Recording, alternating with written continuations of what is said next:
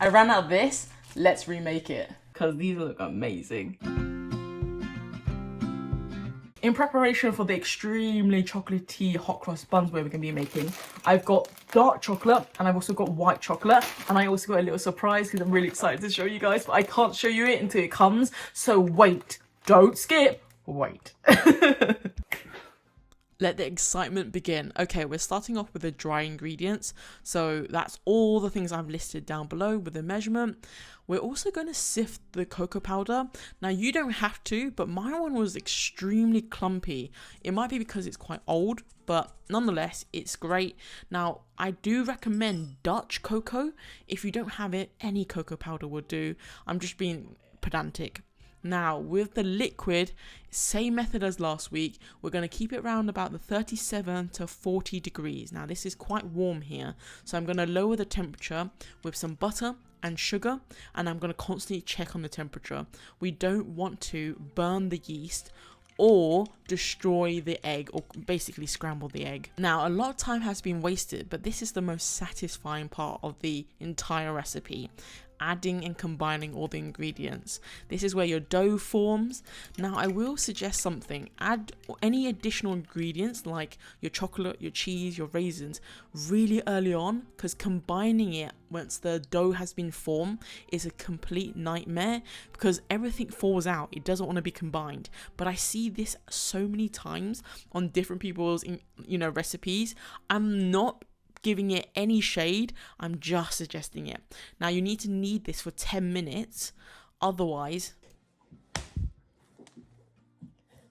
Can someone explain to me why people do that? Okay, I can see why. It's very satisfying. But we should stop messing around now and start proofing the dough. Now the dough should take about an hour to an hour 30 minutes to proof and double in size using the warm towel technique, or you can use it a proofing oven or anything you have.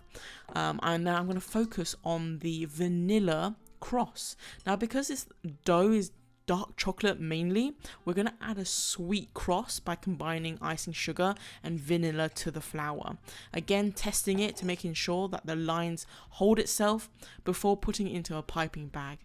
Now the dough should double in size like this, and then we're going to do the most satisfying part of this whole recipe, dividing it into 74 grams of dough balls. Now you don't have to be exact, this was just something that I found really satisfactory. You will find that the chocolate still falls out a little bit. You can see my dark and white chocolate that falls out. Just pull and tuck them in so that they're cradled within the dough. Once they're divided evenly, it's time for tucking. And this just takes practice, so no pressurizing yourself for perfection. Like I said, I was going to reveal to you guys what this special was, and we're going to be using the cream eggs. Now, this is inspired by the Marks & Spencer's gooey cream egg center hot cross buns that they're currently selling. Now I didn't get my hands on them. However, I still want to basically explore putting one of these in. It's gonna be so chocolatey, but I feel like no one's gonna be complaining about it. These are someone's favorite. These aren't my favorite. I prefer mini eggs when it comes to Easter chocolate. However, it's Easter. Happy Easter. Why not put some cream eggs into it? If you guys have come this far, leave the chocolate emoji down in the comments below to let me know. Continue watching. Why not indeed? I kept back 3 dough balls to recreate these wonderful Dippy Eggs hot cross buns. Now, cream egg is not the only chocolate you can use. You can use alternative ones. I just prefer these because they have that sort of similarity. I also have a big tip here because this is where I messed up. Make sure your doughs were tucked tightly so there's no spillage or bursting. Otherwise, you're going to be very disappointed, but you still have very yummy hot cross buns. These look so cool. Right. The most crucial part to a hot cross bun is going to be the cross. After proofing it for an hour to an hour 30 minutes, you're going to add the cross. You can double up to thicken the line, and then you're going to put it into the oven for 15 to 18 minutes at 180 degrees. to turn out to this. Now this is a honey and water glaze. You do want to add this straight away when it comes out of the oven to make sure that the outside is nice and sticky and perfectly glazed. I'm telling you, every week I'm going to get better and better, because hot cross buns, the only thing that changes are the flavours. The techniques are exactly the same. However, these just look extra round, extra fluffy, and they just look, the colour pops. The one thing I will say is my crosses are not white, and I don't know how they got it white. If you look at the package, they're a little bit more white than mine. Do I care? No. These are so good. Also, I filled 3 of them with the Creme Eggs, which are like, if you don't know them, they're like the British like Easter egg with like a gooey centre. And one of them have popped and leaked, and that's made me so sad. But who cares? Look how good it looks. Let's break into it and see. It's so pretty. It looks so cute. This is perfectly round, and it's because we really worked hard on shaping it. But let's break into this.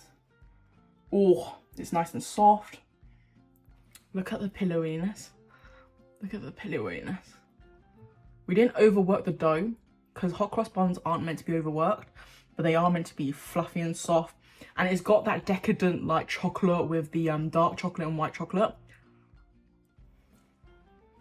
Oh yes. Oh yes. Oh yes. I'm so happy. Let's break into the Creme Egg hot cross bun. This is also inspired by Marks and Spencer's gooey egg filling. Now I'm so intrigued as to whether it kept up or not. I think this is the only one out of the 3 that didn't overspill, but that's okay, because we're going to break it up and it's going to spill today. Let's see.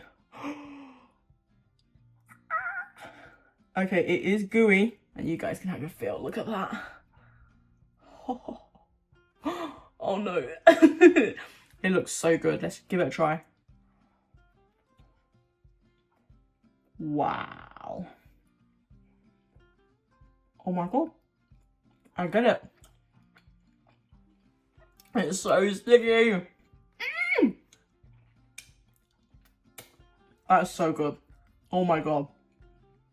I hope you guys enjoy. Definitely try and make these at home. Wow, they're sweet. What a rush. Does this not look like the gooey filling of... Oh, let me just get rid of the chocolate. This looks like the gooey filling from the Marks and Spencer's range. It looks exactly like the Marks and Spencer's range. And it's just got that egg filling in it with the chocolate. The Creme Egg one will send any Asian parents and Asian families to the grave, because it's so sweet. You know, Asian sweetness is like down here and Western sweetness is up here. Trust me, this is through the roof. As always, I'm going to leave the ingredients and the measurements down below, so please do check that out. If you guys are going to make it, please let me know. If you've come this far, please leave the chocolate emoji down below to let me know you've come this far. I really appreciate it. And of course, please like, comment and subscribe. Click on the bell, because that always helps me. Thank you for watching. I'm going to see you next week for the extremely lemony hot cross buns from Marks and Spencer as well. We're going to remake them. Chef's kiss. On next week's episode, lemony hot cross buns.